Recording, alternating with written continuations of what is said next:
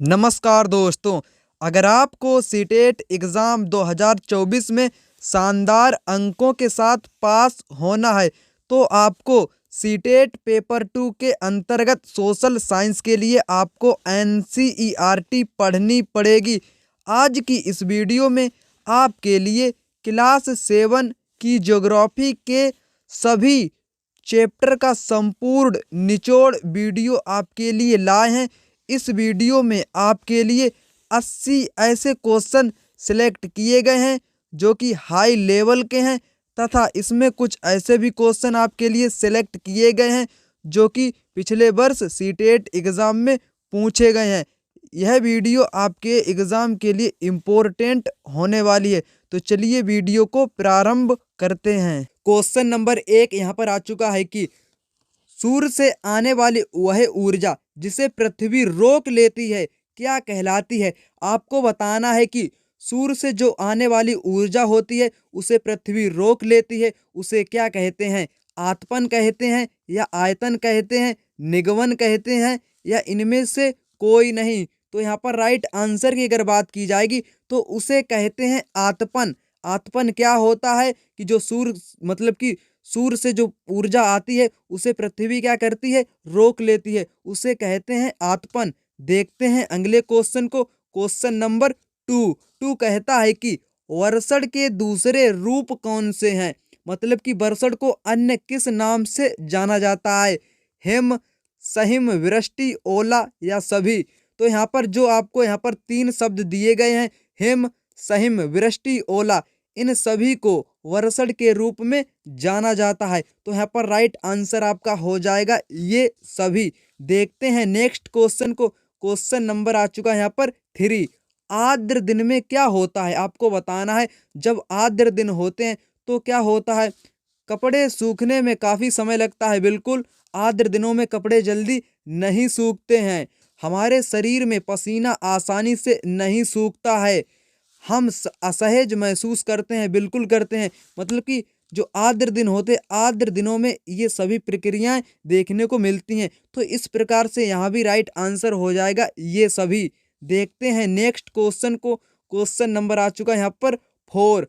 कौन सी पवनें विभिन्न ऋतुओं में अपनी दिशा बदलती रहती हैं। आपको बताना है कि ऐसी कौन सी पवनें हैं जो कि विभिन्न ऋतुओं में अपनी दिशाएं बदलती रहती हैं। स्थायी पवनें, मौसमी पवनें, स्थानीय पवनें या इनमें से कोई नहीं। तो यहाँ पर जो बात होगी, किसकी बात होगी, आपको बताना है वे कौन सी पवनें हैं जो विभिन्न ऋतुओं में अपनी दिशाएं बदलती रहती हैं। मतलब कि मौसम के अनुसार दिशाएं बदलती हैं, ऐसी पवनों को कहते हैं मौसमी पवनें। डायरेक्ट यहाँ पर बात की गई है, ठीक है। जो ऋतुओं के अनुसार जो परिवर्तन आएगा पवनों में उन्हें कहते हैं मौसमी पवनें। क्वेश्चन नंबर 5 कहता है कि भारत के उत्तरी क्षेत्र की गर्म एवं शुष्क स्थानीय पवन को क्या कहते हैं। व्यापारिक पवन, लू या पछुआ पवन कहते हैं या इनमें से कोई नहीं। तो यहाँ पर राइट आंसर आपका हो जाएगा लू। लू कहते हैं भारत के उत्तरी क्षेत्र की गर्म एवं शुष्क स्थानीय पवन को। देखते हैं अगले क्वेश्चन को। क्वेश्चन नंबर आ चुका है यहाँ पर 6। तापमापी यंत्र की विशेषता आपको यहाँ पर बतानी है।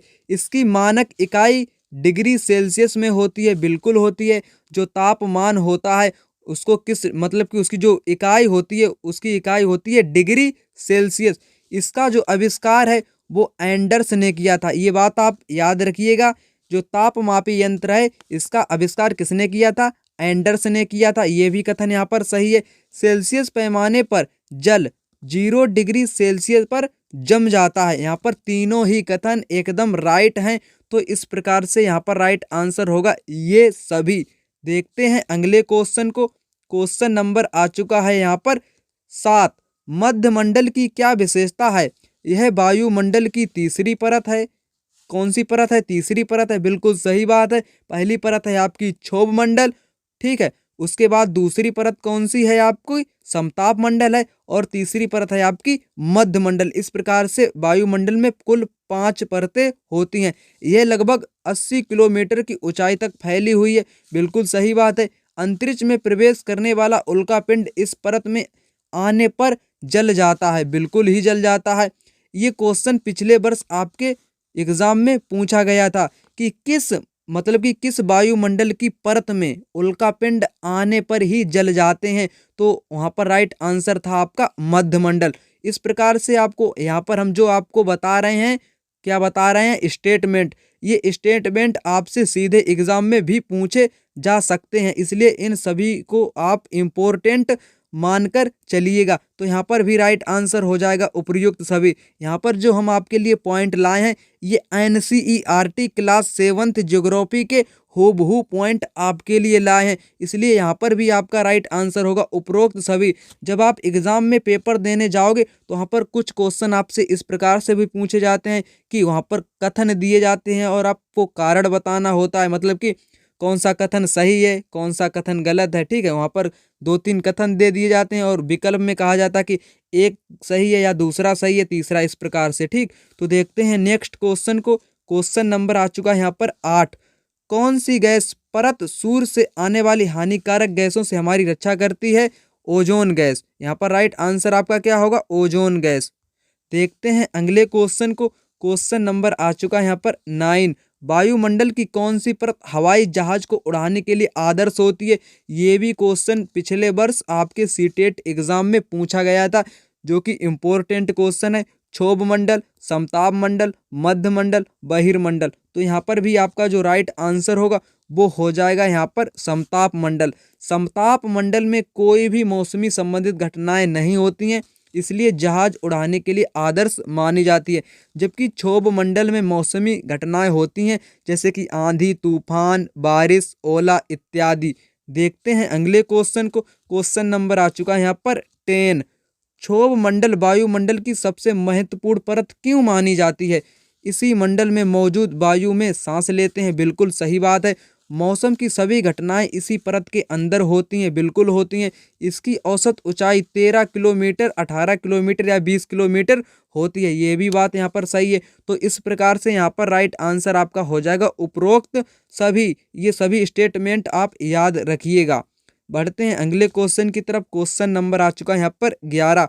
हमारा वायुमंडल कितनी परतों में विभाजित है? ये आपको कमेंट में बताना है, जो कि हम बता चुके हैं आपको। वायुमंडल में कुल कितनी परतें होती हैं, ठीक है, उनके नाम भी आपको कमेंट बॉक्स में बताना है। ठीक है, 2 होती हैं, 4 होती हैं, 3 होती हैं या 5 होती हैं।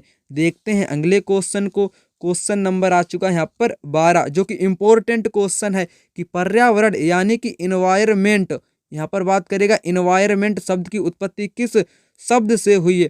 फ्रेंच शब्द एनवायरोनेर से हुई है। ठीक, यहाँ पर राइट आंसर आपका क्या होगा? फ्रेंच शब्द यहाँ पर है एनवायरोनेर शब्द से उत्पत्ति हुई है, बात याद रखिएगा, ये इम्पोर्टेंट आपके लिए पॉइंट है। देखते हैं अगले क्वेश्चन को। क्वेश्चन नंबर आ चुका है यहाँ पर 13। पर्यावरण के घटक कौन कौन से होते हैं? प्राकृतिक घटक, मानव निर्मित घटक, काखा दोनों या इनमें से कोई नहीं? तो यहाँ पर राइट आंसर आपका हो जाएगा प्राकृतिक घटक भी होते हैं और मानव निर्मित घटक भी होते हैं। इस प्रकार से यहाँ पर राइट आंसर हो जाएंगे का, खा दोनों, मतलब कि 1 और 2 दोनों। देखते हैं अगले क्वेश्चन को। क्वेश्चन नंबर आ चुका है यहाँ पर 14। वह तंत्र जिसमें समस्त जीवधारी आपस में एक दूसरे के साथ निवास करते हैं उसे क्या कहते हैं? पारितंत्र कहते हैं, पर्यावरण कहते हैं, वातावरण कहते हैं या सभी कहते हैं? तो यहाँ पर अगर राइट आंसर की बात की जाएगी, इसमें आप कन्फ्यूज मत होइएगा कि इसे पारितंत्र कहते हैं, पर्यावरण भी कहते हैं, वातावरण भी कहते हैं या सभी कहते हैं। तो यहाँ पर बात आपकी हो रही है कि वह तंत्र, यहाँ पर शब्द कौन सा जोड़ दिया गया? तंत्र जोड़ दिया गया, तो इसलिए यहाँ पर होगा पारितंत्र, जिसमें समस्त जीवधारी आपस में क्या करते हैं? निवास करते हैं, संबंध स्थापित करते हैं, तो उसी को कहते हैं पारितंत्र।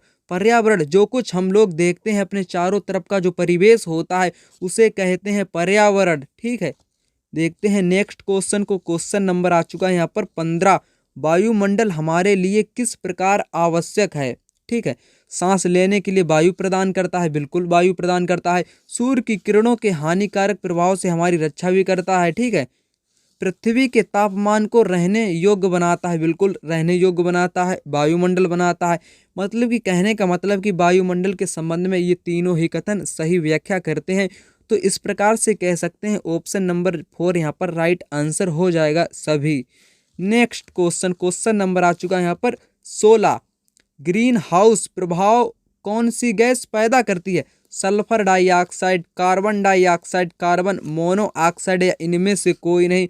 तो यहाँ पर अगर राइट आंसर की बात करी जाएगी, ग्रीन हाउस प्रभाव कौन सी गैस पैदा करती है, वो करती है कार्बन डाइऑक्साइड। ठीक, नेक्स्ट क्वेश्चन, क्वेश्चन नंबर आ चुका है यहाँ पर 17। वायुमंडल में सर्वाधिक पाई जाने वाली गैस कौन सी है? आपकी है नाइट्रोजन। नाइट्रोजन 78% और जो ऑक्सीजन होती है 21% आपकी पाई जाती है ऑक्सीजन, और शेष आपकी पाई जाती है कार्बन डाइऑक्साइड 0.3। नेक्स्ट क्वेश्चन आ चुका है यहाँ पर 18 नंबर का। प्रकाश संश्लेषण द्वारा कौन ऑक्सीजन उत्पन्न करते हैं? मनुष्य करते हैं?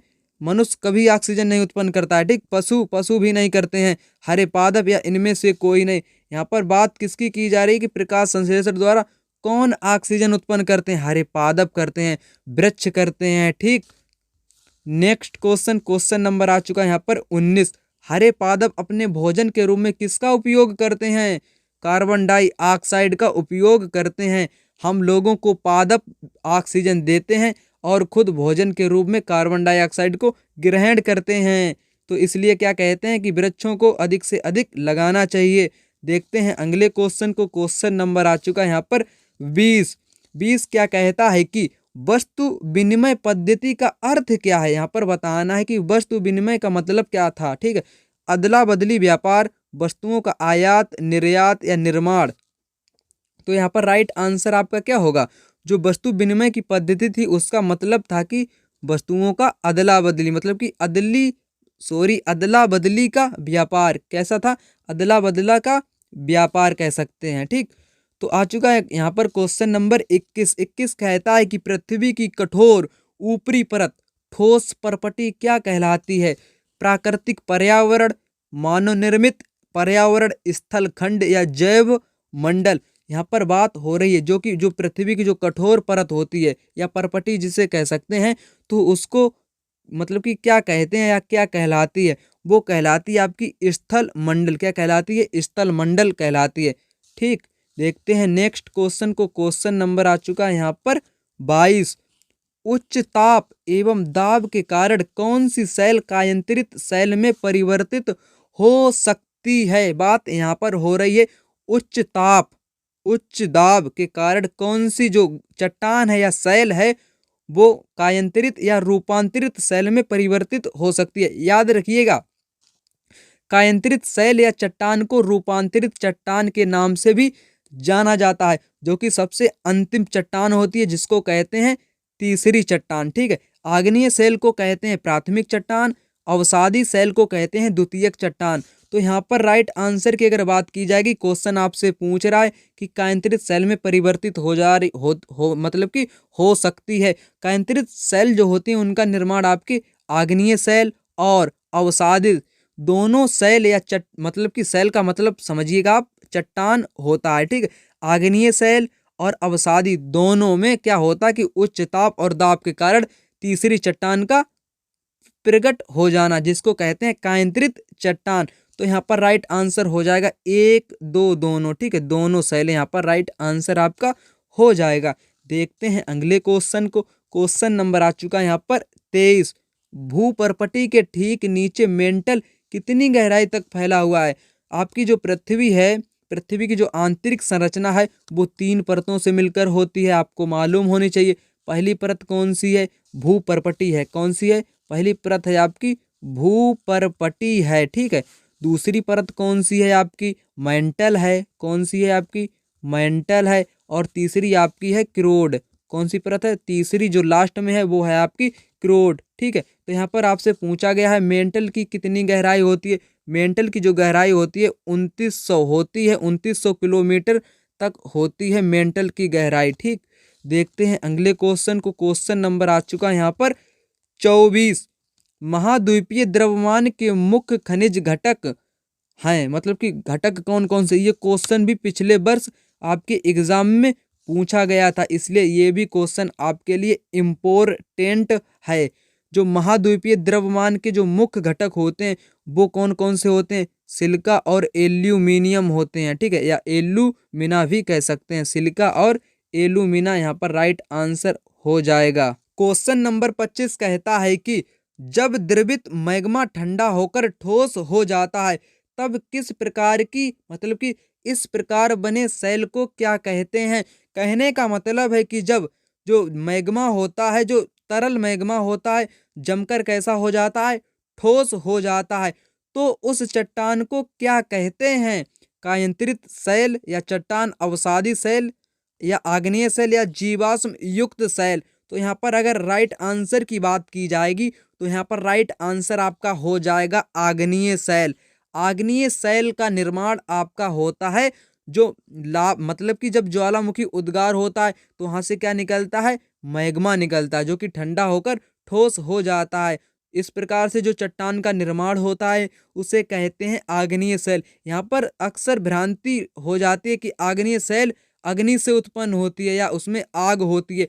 ऐसा कुछ नहीं होता है, बिल्कुल गलत अवधारणा है। अग्नि इसमें मतलब कि उसका शब्द भी इसमें नहीं देखने को मिलता है, तो मतलब कि अग्नि का प्रयोग करना बिल्कुल गलत है, ठीक है। तो यहाँ पर राइट आंसर आपका हो जाएगा आग्नेय सेल, जिसको प्राथमिक चट्टान के नाम से भी जाना जाता है।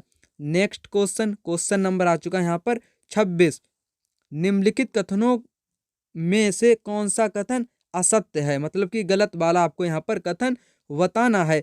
महाद्वीपीय पर्पटी सिलिका एवं एल्यूमिना जैसे खनिजों से बनी होती है, इसको हम अभी आपको बता चुके हैं, मतलब कि बनी होती है, बिल्कुल राइट बात है। महासागरीय पर्पटी सिलिका एवं आयरन से बनी होती है, बिल्कुल गलत है, आयरन से नहीं बनी होती है। पृथ्वी की सतह पर्पटी के नीचे मेंटल होता है। पृथ्वी की 3 परतें होती हैं, जिसको भी मैं अभी बता चुका हूँ। पहली कौन सी होती है? भूपर्पटी होती है, दूसरी मेंटल होती है, तीसरी आपकी होती है क्रोड, ठीक है। तो यहाँ पर दूसरी परत कौन सी होती है? मतलब कि पर्पटी के नीचे मेंटल होती है, बिल्कुल सही बात है। पृथ्वी की सबसे आंतरिक परत को क्रोड कहते हैं, जो कि मुख्यतः निकिल एवं लोहे से बनी होती है, बिल्कुल निकिल और लोहे से बनी होती है, जिसको क्या कहते हैं? निफे कहते हैं, ठीक है। सियाल कहते हैं भूपर्पटी को, सीमा कहते हैं किसको? मेंटल को, और क्रोड को कहते हैं निफे, ठीक है। ये बात आप याद रखिएगा। तो यहाँ पर जो गलत कथन होगा वो आयरन से बनी होती है, जो कि गलत है यहाँ पर कथन, ठीक है। तो देखते हैं अगले क्वेश्चन को। क्वेश्चन नंबर आ चुका है यहाँ पर 27। समुद्र तल पर पर्पटी की मोटाई लगभग कितनी होती है? 35 किलोमीटर, 5 किलोमीटर, 20 किलोमीटर या 40 किलोमीटर? राइट आंसर यहाँ पर होगा आपका 5 किलोमीटर। समुद्र तल पर जो पर्पटी की मोटाई होती है वो होती है आपकी 5 किलोमीटर, और महाद्वीपों पर जो मोटाई होती है वो होती है 35 किलोमीटर। ये भी बात याद रखिएगा, अगर 35 किलोमीटर जो होती है वो होती है महाद्वीपों पर, ठीक है, मोटाई पर्पटी की। क्वेश्चन नंबर 28 क्या कहता है कि पृथ्वी के कुल आयतन में सबसे अधिक हिस्सा किस परत का है? क्रोड का है, पर्पटी या जिसे क्रस्ट भी कहते हैं, मेंटल, या तीनों परतों का आयतन बराबर होता है? तो अगर बात करें कि किस परत का जो आयतन है सर्वाधिक होता है, पृथ्वी की 3 परतें होती है जिसको मैं बता चुका हूँ, उसमें से जो कौन सी परत का सबसे ज्यादा आयतन होगा वो होती है आपकी मेंटल। कौन सी परत होती है? मेंटल। यहाँ पर राइट आंसर आपका हो जाएगा। नेक्स्ट क्वेश्चन आ चुका है यहाँ पर, क्वेश्चन नंबर आपका दिया गया है 29। महासागर की जो पर्पटी होती है वो किससे बनी होती है? किससे बनी होती है? वो बनी होती है सिलिका और मैग्नीशियम। यहाँ पर राइट आंसर हो जाएगा सिलिका और मैग्नीशियम से आपकी बनी होती है महासागर की पर्पटी। महासागर की पर्पटी, ठीक है। नेक्स्ट क्वेश्चन की बात करें, यहाँ पर आ चुका है क्वेश्चन नंबर आपका 30। पृथ्वी की त्रिज्या कितनी होती है? वेरी वेरी इंपॉर्टेंट क्वेश्चन है आपके लिए। आपको बताना है पृथ्वी की त्रिज्या कितनी होती है। पृथ्वी की त्रिज्या होती है 6371 किलोमीटर। कितनी होती है? 6371 किलोमीटर होती है पृथ्वी की त्रिज्या। देखते हैं नेक्स्ट क्वेश्चन को। क्वेश्चन नंबर आ चुका है यहाँ पर 31। 31 ये जो यहाँ पर क्वेश्चन का जो पैटर्न आपको देखने को मिल रहा है, इसी प्रकार से आपके एग्जाम में क्वेश्चन देखने को मिलते हैं। नीचे दिए गए कथनों को ध्यानपूर्वक पढ़िए, फिर आंसर आपको देना है। पृथ्वी की ऊपरी परत को क्या कहते हैं? पर्पटी कहते हैं। ये सबसे पतली परत होती है। कैसी परत होती है? पतली परत होती है, बिल्कुल राइट बात है। कैसी बात है? बिल्कुल ट्रू। ठीक है।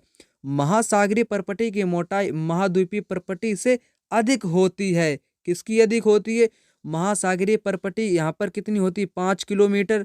कितनी यहाँ पर लिख कर आपको बताते हैं। इसकी होती है 5 किलोमीटर, ठीक है। और इसकी होती है लगभग 35 किलोमीटर। तो ज़्यादा किसकी होगी? ज़्यादा किसकी होगी? महाद्वीपीय परपटी की ज़्यादा होगी, ठीक है। तो यहाँ बात कर रहा है कि उल्टा ठीक विपरीत कर दी है कि महासागरीय परपटी की ज़्यादा मोटाई होती है। तो यहाँ पर इस प्रकार से ये ऑप्शन नंबर 2 यहाँ पर कैसा होगा? गलत हो जाएगा। तो यहाँ पर राइट आंसर हो जाएगा आपका, सत्य वाला आपको बताना है, तो केवल एक यहाँ पर राइट आंसर हो जाएगा। देखते हैं अगले क्वेश्चन को। क्वेश्चन नंबर आ चुका है यहाँ पर 32। भारत में सबसे कम वर्षा कहाँ होती है? केरल में, जैसलमेर में, कोलकाता में या चेरापूंजी में? सबसे कम, याद रखिएगा, सबसे कम वर्षा कहाँ होती है? वो होती है जैसलमेर, जो कि आपके राजस्थान में पड़ता है। कहाँ पड़ता है? राजस्थान में पड़ता है। अगर सबसे ज़्यादा वर्षा पूछे आपसे तो आपको बताना है मानसिनराम, ठीक। क्या बताना है? मानसिनराम, ठीक है। और मानसिनराम से पहले आपका चेरापूंजी सर्वाधिक वर्षा वाला स्थान था, ठीक है। देखते हैं अगले क्वेश्चन को। क्वेश्चन नंबर आ चुका है यहाँ पर 33। पृथ्वी का गुरुत्वाकर्षण बल किस प्रकार आवश्यक है? यह चारों ओर वायुमंडल को थामे रखता है, बिल्कुल। सूर्य की झुलसाने वाली गर्मी एवं हानिकारक किरणों से हमारी रक्षा भी करता है। कौन करता है? पृथ्वी का गुरुत्वाकर्षण। वायुमंडल में उपस्थित धूल कणों से भी बचाता है। ये मतलब कि कहने का मतलब ये सारे कथन यहाँ पर ठीक बैठते हैं आपकी गुरुत्वाकर्षण के लिए।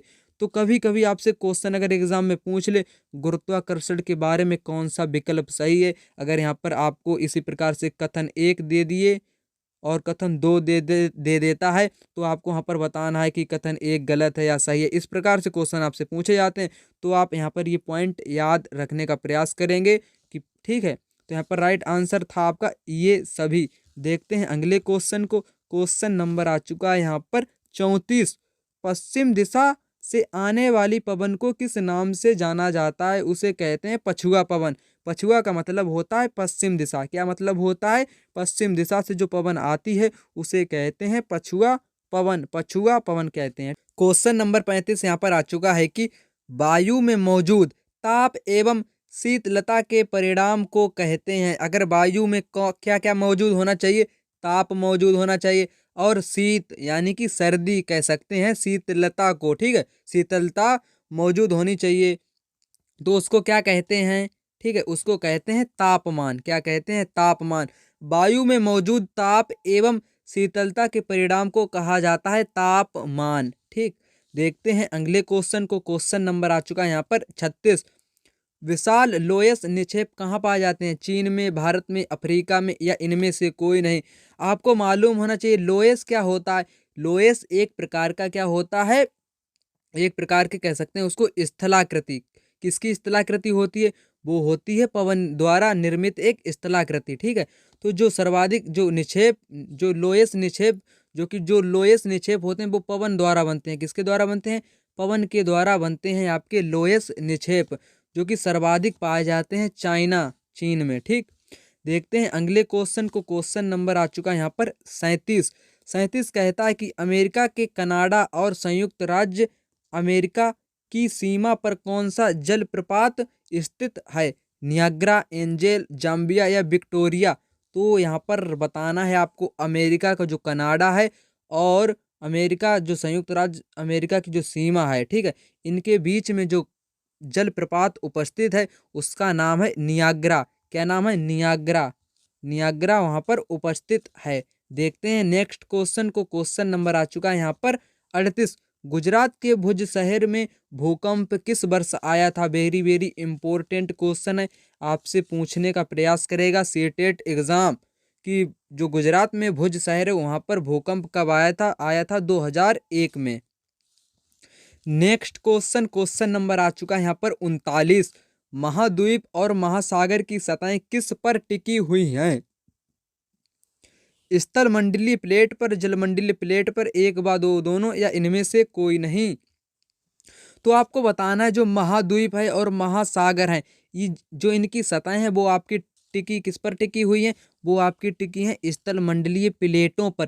प्लेट का मतलब होता है भूखंड, मतलब कि एक भूखंड, ठीक है, भूखंड, भूखंड को ही प्लेट कहते हैं। जो प्लेट है, प्लेटों पर ही सभी क्या क्या टिकी हुई हैं, जो कि पूरा मतलब कि जो पूरी पृथ्वी किस पर टिकी हुई है? प्लेट पर ही टिकी है, जिसके अंतर्गत महाद्वीप, महासागर, झील, झरने इत्यादि आते हैं। वो सिर्फ प्लेटों पर ही टिके हैं, जो आपको बताते हैं प्लेट विवर्तनिकी सिद्धांत, ठीक है। प्लेट विवर्तनिकी सिद्धांत इन सभी की पुष्टि करता है। तो देखते हैं नेक्स्ट क्वेश्चन को। क्वेश्चन नंबर आ चुका है यहाँ पर 40। छत्रक शैलें कहाँ पाई जाती हैं? शैलें का मतलब या शैल का मतलब आपसे पूछे तो शैल का मतलब होता है चट्टान। छत्रक शैल का निर्माण होता है पवन के द्वारा। किसके द्वारा होता है? पवन के द्वारा होता है छत्रक शैल का निर्माण। जो कि कहाँ सर्वाधिक पाई जाती हैं या कहाँ पाई जाती हैं? ये आपकी पाई जाती हैं रेगिस्तान में। रेगिस्तान में यहाँ पर आप एक ट्रिक भी समझ सकते हैं। जो पवन होती है, जो पवन क्या होती है? पवन, सर्वाधिक पवन कहाँ पर सक्रिय होगी? वो आपकी होगी रेगिस्तान क्षेत्र में। वहाँ की जो बालू होगी उसको उड़ाएगी और कैसा निक्षेप बनाएगी? छत्रक शैलों का निक्षेप बनाएगी। तो इस प्रकार से कह सकते हैं जो छत्रक शैल पाई जाती हैं वो रेगिस्तान क्षेत्र में सर्वाधिक पाई जाती हैं। तो देखते हैं नेक्स्ट क्वेश्चन को। क्वेश्चन नंबर आ चुका है यहाँ पर 41। सबसे ऊंचा जल प्रपात, जल प्रताप कहाँ पर स्थित है? एंजेल जल प्रताप दक्षिण अमेरिका, विक्टोरिया जल प्रताप अफ्रीका, नियाग्रा संयुक्त राज्य अमेरिका, या उपरोक्त में से सभी। तो यहाँ पर आपको बताना है सबसे ऊंचा जल प्रताप कहाँ पर स्थित है। जो जल प्रपात स्थित है उसका नाम है, क्या नाम है? एंजेल, एंजेल जल प्रताप, जो कि कहाँ पर है? दक्षिण अमेरिका में है। नेक्स्ट क्वेश्चन, क्वेश्चन नंबर आ चुका है यहाँ पर 42। भूपर्पटी पर खुला एक ऐसा छिद्र जिससे पिघले हुए पदार्थ अचानक निकले उसे कहते हैं ज्वालामुखी। क्या कहते हैं? ज्वालामुखी कहते हैं। अगर आपसे कभी ज्वालामुखी की परिभाषा पूछी जाए तो आपको बताना है पृथ्वी पर ऐसा छिद्र या मुख, मुख भी कह सकते हैं छिद्र को, जहाँ से मैग्मा तथा अपशिष्ट पदार्थ निकलते रहते हैं उसको कहते हैं ज्वालामुखी। जिसके अंतर्गत मैग्मा हो गया, आपका लावा हो गया, इस प्रकार के पदार्थ निकलते रहते हैं उसे कहते हैं ज्वालामुखी, जो कि अचानक निकलते हैं, ठीक है। तो देखते हैं अगले क्वेश्चन को। क्वेश्चन नंबर आ चुका है यहाँ पर 43। पवन द्वारा बनाई गई भू आकृति कौन सी है? छत्रक शैल भी है, हम आपको बता चुके हैं। बालू का डिब्बा भी बनाती है आपकी पवन। लोयस, लोयस जो कि एक पवन द्वारा एक निक्षेप का निर्माण होता है, वो भी आपकी एक आकृति के अंतर्गत आती है।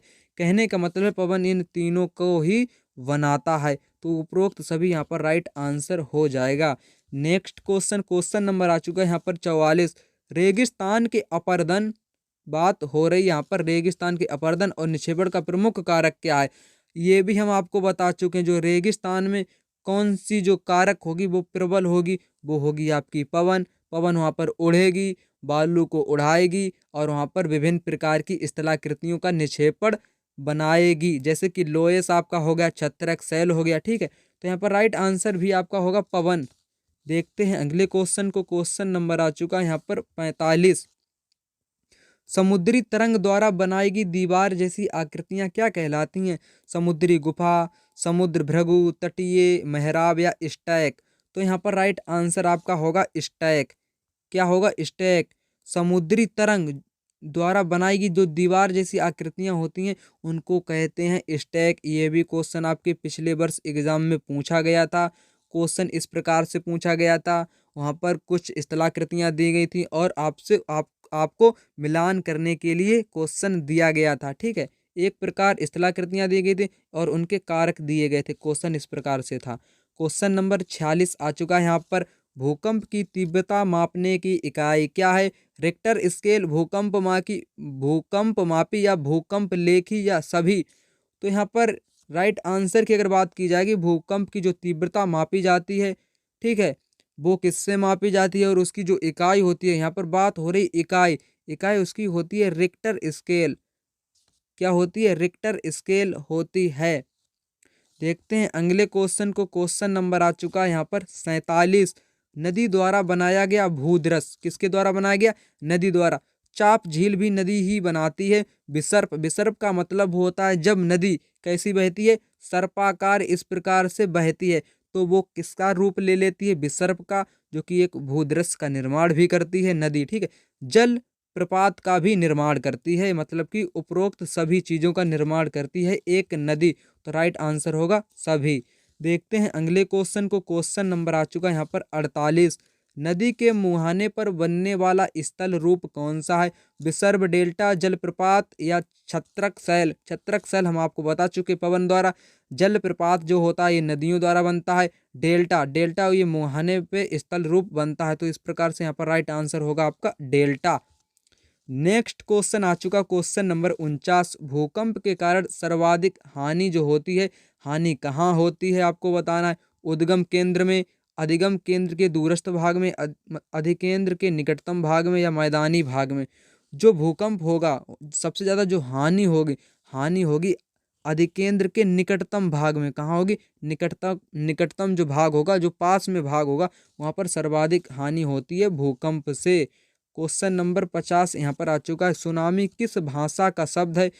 जो सुनामी है वो किस भाषा का शब्द है? वो है आपके जापानी भाषा का शब्द। याद रखिएगा, क्वेश्चन आपसे इस प्रकार से भी एग्जाम में पूछे जाते हैं, ठीक है।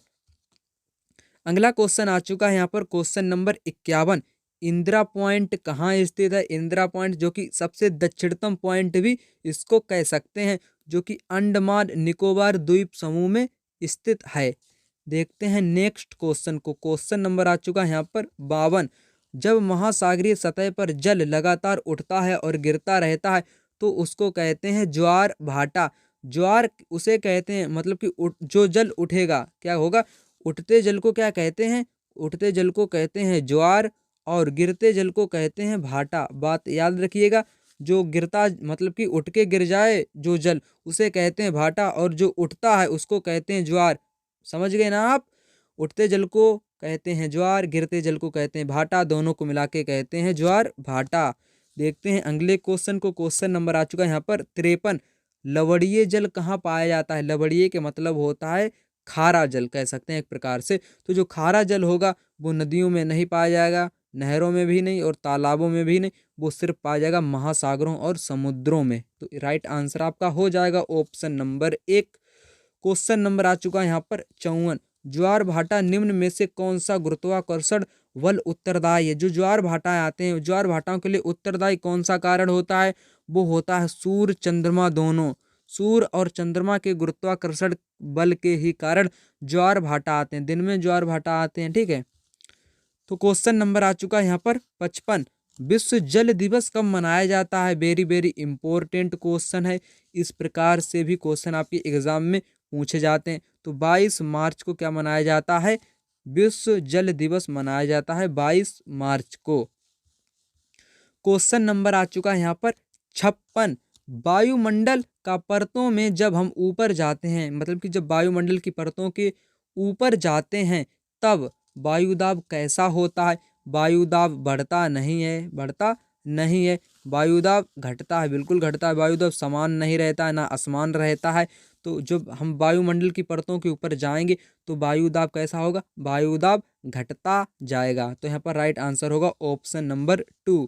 क्वेश्चन नंबर 57 की बात करें। वर्ष भर लगातार निश्चित दिशा में चलने वाली पवन को क्या कहते हैं? बात हो रही है निश्चित दिशा में। कैसी पवन? वर्ष भर लगातार निश्चित दिशा में चलने वाली पवन को कहते हैं स्थायी पवन कहते हैं। क्या कहते हैं? स्थायी पवन कहते हैं। मौसमी पवन कैसी होती हैं? ऋतुओं के अनुसार बदलती रहती हैं। पछुआ पवनें वे होती हैं जो पश्चिम दिशाओं की ओर प्रभावित होती हैं, ठीक है। तो देखते हैं नेक्स्ट क्वेश्चन को। क्वेश्चन नंबर आ चुका है यहाँ पर 58। उच्च दाब क्षेत्र से निम्न दाब क्षेत्र की ओर वायु की गति को क्या कहते हैं? पवन कहते हैं कि उच्च वायु दाब क्षेत्र कहते हैं, तूफान कहते हैं, या निम्न दाब क्षेत्र कहते हैं?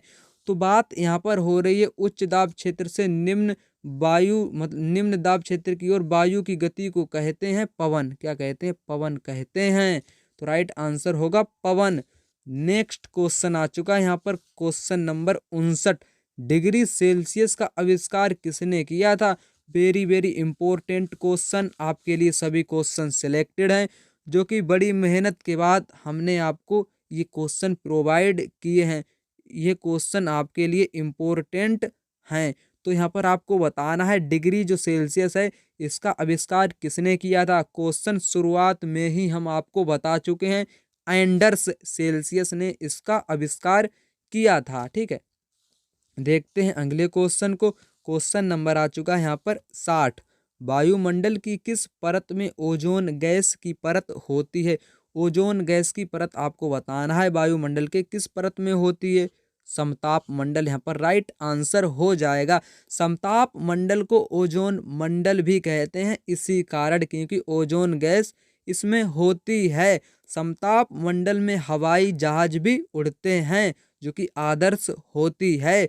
समताप मंडल में कोई भी मौसम संबंधित घटनाएं नहीं होती हैं जबकि क्षोभ मंडल में होती हैं। मध्य मंडल में उल्का पिंड आने पर ही जल जाते हैं। तो इस प्रकार की जानकारी आप याद रखिएगा। ठीक, देखते हैं अगले क्वेश्चन को। क्वेश्चन नंबर आ चुका है यहाँ पर 61। जिस स्थान पर गर्म व शीत जलधाराएं मिलती हैं तो वह स्थान किसके लिए सर्वोत्तम माना जाता है। मान लीजिए एक स्थान है आपका गर्म, ठीक, ये स्थान गर्म है। दूसरा स्थान है यहाँ पर ठंडा। जो यहाँ पर जो मिलन बिंदु होगा, यहाँ पर जो जलधाराएं आपस में मिलेंगी तो वह स्थान सर्वोत्तम माना जाता है। किसके लिए माना जाता है। मत्स्य मछली पकड़ने के लिए, केकड़े पकड़ने के लिए, व्हेल पकड़ने के लिए, या कोई नहीं। तो यहाँ पर राइट आंसर आपका हो जाएगा मछली पकड़ने या मछली पकड़ने के लिए। ठीक है, मतलब कि मत्स्य या मछली पकड़ने के लिए गर्म धाराएं और जल धाराएं का जो मिलन बिंदु होता है वो सर्वोत्तम माना जाता है मछली पकड़ने के लिए। ठीक है, तो देखते हैं अगले क्वेश्चन को। क्वेश्चन नंबर आ चुका है यहाँ पर 62। विश्व का सबसे बड़ा नदी बेसिन कौन सा है। याद रखिएगा, क्वेश्चन इंपॉर्टेंट है आपके लिए। विश्व का यहाँ पर पूछ रहा है विश्व का सबसे बड़ा नदी बेसिन की बात हो रही है तो अमेजन नदी बेसिन यहाँ पर राइट आंसर होगा। अगर भारत की बात करें तो गंगा ब्रह्मपुत्र डेल्टा आंसर सही था, लेकिन यहाँ पर बात हो रही है विश्व की तो विश्व में होगा आपका अमेजन नदी। अगर आपसे पूछ ले विश्व की सबसे लंबी नदी तो नील नदी सबसे लंबी नदी है विश्व में। तो क्वेश्चन नंबर 63 की बात करें, अगर उष्ण कटिबंधीय प्रदेश किस रेखा के मध्य में होते हैं। कर्क और मकर रेखाओं के मध्य में होते हैं। जो कि ग्लोब होता है आपको यहाँ पर बीच में होता है भूमध्य या विषुवत रेखा, जो कि ग्लोब को दो बराबर भूभागों में बांटते हैं। आपका ऊपर होती है कर्क रेखा, नीचे होती मकर रेखा। इसी के बीच के क्षेत्र को कहते हैं उष्ण कटिबंधीय क्षेत्र। क्या कहते हैं। उष्ण कटिबंधीय क्षेत्र कहते हैं। जो आपकी कर्क रेखा होती है वो 27.5 डिग्री उत्तरी गोलार्ध में होती है और मकर रेखा आपकी 27.5 डिग्री दक्षिणी गोलार्ध में होती है। ये भी बात आप याद रखिएगा। क्वेश्चन नंबर 64 की बात की जाएगी अब यहाँ पर। परिवहन का सबसे महंगा साधन कौन सा है। आपको मालूम होना चाहिए जो परिवहन का सबसे महंगा साधन होता है वो कौन सा होता है। वो होता है वायुमार्ग। ठीक है, वायुमार्ग सबसे महंगा साधन है। अगर सबसे सस्ते साधन की बात करें, सबसे सस्ता साधन है आपका जल मार्ग, लेकिन महंगा साधन होगा यहाँ पर वायु मार्ग। देखते हैं अगले क्वेश्चन को। क्वेश्चन नंबर आ चुका है यहाँ पर 65। जिस स्थान पर कोई नदी किसी अन्य जल राशि में मिलती है उस नदी को कहते हैं। यहाँ पर बात हो रही है कि जब कोई नदी किसी अन्य जल राशि में मिलती है तो उसे कहते हैं मुहाना। क्या कहते हैं। मुहाना या मुख कहते हैं। देखते हैं अगले क्वेश्चन को। Question number 66। एक सींग वाला गैंडा कहाँ पाया जाता है। कहाँ पाया जाता है। गंगा के मैदान में पाया जाता है, ब्रह्मपुत्र के मैदान में पाया जाता है, अमेजन के मैदान में पाया जाता है, या ध्रुवीय क्षेत्रों में पाया जाता है। जो एक सींग वाला गैंडा होता है ये पाया जाता है ब्रह्मपुत्र के मैदानों में। ठीक है, आपको मालूम होना चाहिए एक सींग वाला गैंडा भारत के किस राज्य में पाया जाता है, कहाँ पाया जाता है, कहाँ पाया जाता है। ये भी बात आप याद रखिएगा। इसका आंसर आप सभी को मालूम होना चाहिए। क्या मालूम होना चाहिए। एक सींग वाला गैंडा कहाँ प्रसिद्ध है। कहाँ प्रसिद्ध है, जल्दी बताइएगा। इसका आंसर भी आपको कमेंट बॉक्स में करना है। बिल्कुल सरल जवाब है इसका भी। एक सींग वाला गैंडा किस राज्य में पाया जाता है। ठीक, तो देखते हैं अगले क्वेश्चन को। क्वेश्चन नंबर आ चुका है यहाँ पर 67। विश्व का सबसे लंबा रेल मार्ग कौन सा है। ट्रांस साइबेरियन विश्व का सबसे लंबा रेल मार्ग है। Next question. क्वेश्चन नंबर आ चुका है यहाँ पर 68। वह प्रक्रम जिसमें जल लगातार अपने स्वरूप को बदलता रहता है। क्या बदलता रहता है? जो जल होता है उसका स्वरूप लगातार बदलता रहता है और महासागर, वायुमंडल एवं स्थल के बीच चक्कर लगाता रहता है, तो उसे कहते हैं जल चक्र। क्या कहते हैं? जल चक्र कहते हैं। जैसे कि जल, मान लीजिए किसी मतलब कि तालाब में भरा हुआ है और मतलब कि ताप और ऊष्मा के कारण वो मतलब कि परिवर्तित होके बाष्प के रूप में जाता है और वही जल बारिश कर देता है। मतलब कि इसी प्रकार चक्र चलता ही रहता है, तो उसे कहते हैं जल चक्र। नेक्स्ट क्वेश्चन, क्वेश्चन नंबर आ चुका है यहाँ पर 69। शीत जलधारा कौन सी है? ठंडी जलधारा कौन सी है? लिब्राडोर महासागरीय की धारा कैसी है? एकदम शीत यानी कि ठंडी है। और बाकी इन सभी की कैसी है? गल्फ स्ट्रीम, हम्बोल्डर की धारा और वेनेजुएला की धारा कैसी हैं?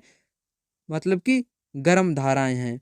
नेक्स्ट क्वेश्चन की बात करें, यहाँ पर आ चुका है क्वेश्चन नंबर 70। काजीरंगा एवं मानस वन्य प्राणी अभयवन कहाँ पर स्थित है? काजीरंगा, काजीरंगा राष्ट्रीय उद्यान आ चुका है इसका राइट आंसर, जिसका अभी हमने कमेंट बॉक्स में कहने को कहा था, जो कि असम में है। यहाँ पर एक सींग वाला गैंडा पाया जाता है। कहाँ पाया जाता है? असम में पाया जाता है, ये बात याद रखिएगा आप। तो देखते हैं अगले क्वेश्चन को। क्वेश्चन नंबर आ चुका है यहाँ पर 71। हरियाणा का एक प्रमुख पौराणिक तीर्थ पर्यटन स्थल कौन सा है? कुरुक्षेत्र, कैथल, पेहवा, ज्योतिसर। तो यहाँ पर राइट आंसर आपका होगा कुरुक्षेत्र, जो कि महाभारत की जो लड़ाई हुई थी वो हुई थी आपके कुरुक्षेत्र में, इसलिए ये हरियाणा का पौराणिक तीर्थ पर्यटन स्थल बन चुका है। तो देखते हैं अगले क्वेश्चन को। क्वेश्चन नंबर आ चुका है यहाँ पर 72। मैनियाक कहाँ का प्रमुख भोजन है? मैनियाक क्या होता है? मैनियाक एक प्रकार का भोजन होता है जो कि अमेजन का एक प्रमुख भोजन है। नेक्स्ट क्वेश्चन, क्वेश्चन नंबर आ चुका है यहाँ पर 73। मिस्र निम्नलिखित में से किस फसल को उगाने के लिए प्रसिद्ध है? गेहूं, मक्का, कपास, गन्ना। राइट आंसर की बात की जाएगी कपास। कपास के लिए प्रसिद्ध है आपका मिस्र। मिस्र कौन सी फसल उगाने के लिए प्रसिद्ध है? कपास उगाने के लिए। जो कपास होता है ये ज़्यादातर काली मिट्टी में होता है। कैसी मिट्टी में होता है? काली मिट्टी में होता है ज़्यादातर आपका कपास। तो देखते हैं अगले क्वेश्चन को। Question number 74। लद्दाख में हेमिस किसके लिए प्रसिद्ध है? मंदिर, चर्च, बौद्ध मठ या मस्जिद। तो जो हेमिस होता है, क्या होता है? हेमिस जो कि लद्दाख में बौद्ध मठ के लिए प्रसिद्ध है। किस लिए प्रसिद्ध है? बौद्ध मठ के लिए।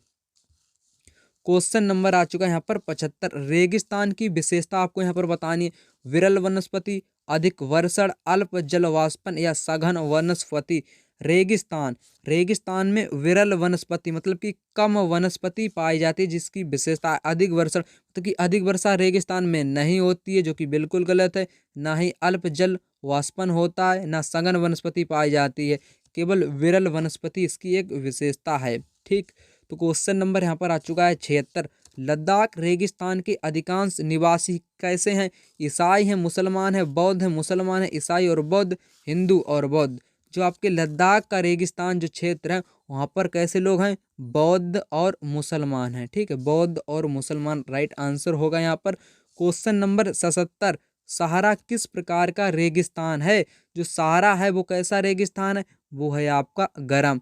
जो रेगिस्तान होते हैं वो शीत मतलब कि ठंडे भी होते हैं और गर्म भी होते हैं, लेकिन जो सहारा रेगिस्तान है जो कि अफ्रीका का रेगिस्तान है वो आपका गर्म रेगिस्तान है। तो देखते हैं अगले क्वेश्चन को। Question number 78। 78 कहता है कि किम्बरले किस लिए प्रसिद्ध है? किम्बरले हीरे, चांदी, प्लेटिनम या सोना। जो किम्बरले है, किम्बरले आपका है हीरे के लिए प्रसिद्ध। किसके लिए प्रसिद्ध है? जिस प्रकार भारत में पन्ना आपका किसके लिए प्रसिद्ध है? हीरे, किस लिए प्रसिद्ध है? हीरे के लिए पन्ना। तो उसी प्रकार से आपके किम्बरले भी हीरे के लिए प्रसिद्ध है। नेक्स्ट क्वेश्चन, क्वेश्चन नंबर आ चुका है यहाँ पर 79। देवदार एवं फर किसके प्रकार हैं? शंकुधारी वृक्ष, पर्णपाती वृक्ष या सदाबहार। तो ये जो प्रकार हैं ये होते हैं शंकुधारी वृक्ष के प्रकार, देवदार और फर। अगला क्वेश्चन आ चुका है यहाँ पर वन वर्षा वन वन वर्षा वन मतलब कि वर्षा वन, जो वर्षा वन होते हैं वर्षा वन में कौन सी फसलें उगाई जाती हैं? टेपियोका, अनानास, शकरकंद या उपयुक्त सभी यहाँ पर राइट आंसर होगा। जो वन वर्षा होती है मतलब कि वर्षा वन होती है उसमें टेपियोका और अनानास शकरकंद जैसी फसलें उगाई जाती हैं। तो वीडियो देखने के लिए दोस्तों आपका बहुत बहुत धन्यवाद। आपका दिन शुभ रहे। जय हिंद, वंदे मातरम।